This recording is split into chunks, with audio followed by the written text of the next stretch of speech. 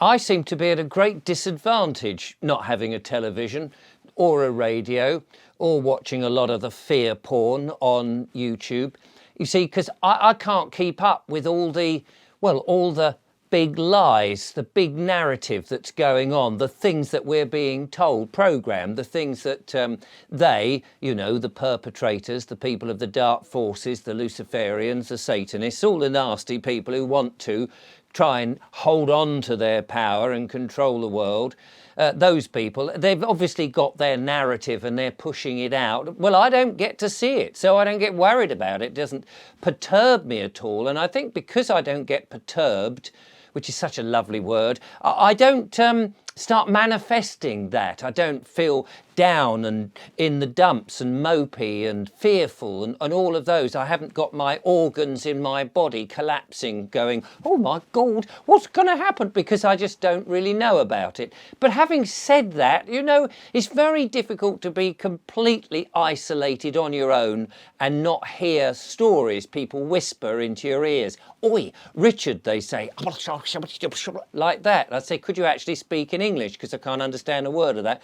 And they'll say things like, oh, didn't you know we're all going to be conscripted? We've all got to be marched off to the Ukraine now and start fighting against Russia. Apparently that's one of the scenarios that's come out. And I thought, well, hang on a second. I thought I'm too old to be fighting. Oh, no, it doesn't really matter. Even if you're 99, you've got to go. And I thought, oh, could you tell me that in Chinese, like a Chinese whisper where it's been mucked about with? Because I'm not sure I really believe you. And I think to myself, oh, yes, if that's what they're telling you, if that is what's on the mainstream media, if that is the official narrative that they want us to know, there's two things about that. Firstly, what are they not telling you? Because we know how these people operate now, haven't we? They distract you with this big frightening news. Oh, look over there, there's a big dragon with hairy feet and big teeth and a nasty sort of fire-breathing breath. And you're going, oh my giddy, what am I going to do? Help, get me under the pillow quickly, find a little ditch and put a little paper bag over my head. It's all going to end in tears. Meanwhile, while you're doing that, over here, some actually quiet, nefarious activity is going on. And I wonder what that is at the moment. It's clearly happening. We know that these the people who think that they've got power, who've actually lost power, by the way, they're like the people who've just fallen off the cliff and are holding on. They're only holding on by their fingertips. We've got to remember that. Their power has actually gone. They've got no hope of carrying it on. We have actually won. We've just got to embrace that and realise that, because that also helps their fingertips to go like that, and it's bye-bye, thanks very much, and all of that. So that was the first thing. The second thing, though, is if that's the mainstream narrative that they want us to believe, that, oh, blimey, we've all got to go and fight and do all of this sort of nonsense and actually find ourselves filled with lead and 6 foot under pushing up daisies, and maybe in a big pit with a big load of other people. You know how they sort of like to shove everybody in one grave. Maybe whilst we're still here and before we get sent off to do all of this sort of Sten gun nonsense, maybe we start thinking about, hang on a minute, how is this being funded? Oh, yes, that's right. It's being funded by you and I, because they tax us, don't they? They take the money at source on your PAYE, or if you're self-employed, they ask you to fill in an inland revenue form, a tax return, or they'll get you to pay when you do your fuel. They're constantly taking all your money slowly but surely, and there seems to be nothing you can do about it. Well, there are some taxes, of course, that you can say, actually, do you know what? Haven't had a proper bill for this. I didn't order this service, like, say, I don't know, the council tax. I didn't actually ask for that. I didn't order it from you. You haven't got my order number to say, dear sir, I request the council tax, please. Please tax me extreme amounts of money because I really want to pay and help fund wars, because we know that the money you give us goes to central government through the Consolidate Fund,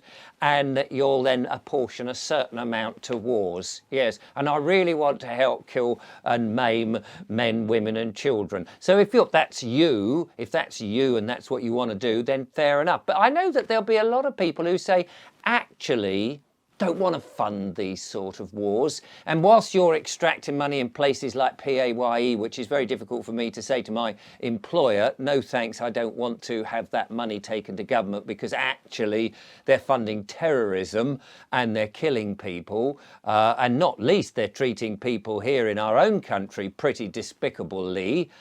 Is that not true? And they're putting up 5G towers, which will radiate the brain, and they're surveilling us left, right and centre, and all the other nefarious things that they're putting in, like the digital IDs and the central bank digital currencies, and the chemtrails that they're probably supporting and paying for and helping to pay for, and all the fluoride and nonsense that they shove in the water. All the stuff that, you know, if you were living in a real happy, wonderful environment where the government were really working on your side, none of that would be a thing. They certainly wouldn't be selling out the sovereignty to the WHO. They certainly wouldn't be trying to keep us down. They would certainly try to help us eat more healthily and give us places to grow organic food. They would be very much against all the highly processed food that you get in the supermarkets, with all their synthesis and nonsense that's in there, which is actually harmful to us, if we had a government that was actually on our side.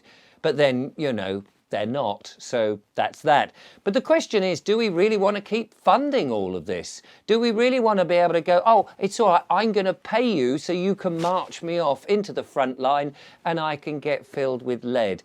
Not for me, actually. Thank you very much. Not really keen on that. I have a much more spiritual idea for me. I have a much more, a nicer, kinder environment. I've called it Biggleswick. It's a lovely little place. It's a town or a village or an environment or a community in which the people make the decisions of what they want to do. They tell their representatives, and those assembly of people who are there to sort of help run the place do their bidding, and everybody's happy. But of course, that's just my idea. Wouldn't catch on. Nobody else would want to do any of that nonsense. I'm sure we're much happier getting out our wallets and just handing over the cash, our hard-earned cash, and marching off to war and doing something really dreadful. And we don't mind paying for it. That's what it would seem like. Look out the window.